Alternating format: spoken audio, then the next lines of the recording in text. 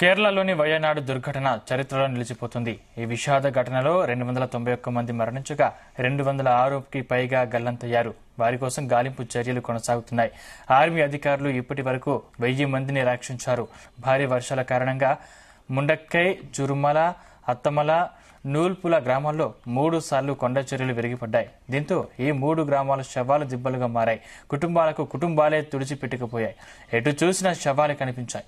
దాదాపు 1500 ఆర్మీ సిబ్బంది సహాయక కార్యక్రమాల్లో పాలుపంచుకుంటున్నారు. ఫోరెన్సిక్ సర్జన్లను కూడా మోహరించినట్టు కేరళ ఆరోగ్య శాఖ మంత్రి వీనా జార్జ్ వెల్లడించారు.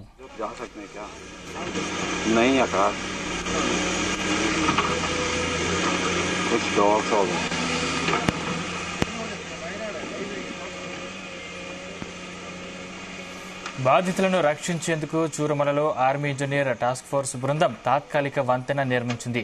సహాయక కార్యక్రమంలో డాగ్ స్క్వాడ్లు కూడా పాలుపంచుకుంటున్నాయి. కేరళ ముఖ్యమంత్రి పినరై విజయన్ నేడు వయనాడులో సందర్శిస్తారు. భారీ వర్షాలు కురుస్తుండటంతో మరోమారు కొండ చర్యలు పెరిగిపడే ప్రమాదం ఉందని ఎన్డీఆర్ఎఫ్ హెచ్చరికలు జారీ చేసింది. వయనాడ్, ఇతర జిల్లాల్లో మరో 2 రోజుల పాటు భారీ వర్షాలు పడే అవకాశం ఉందని భారత వాతావరణ శాఖ తెలిపింది. వయనాడు విలయంపై అమెరికా, రష్యా, చైనా, ఇరాన్ తదితర దేశాలు స్పందిస్తూ మరణాలపై తీవ్ర దిగ్భ్రాంతి వ్యక్తం చేశాయి.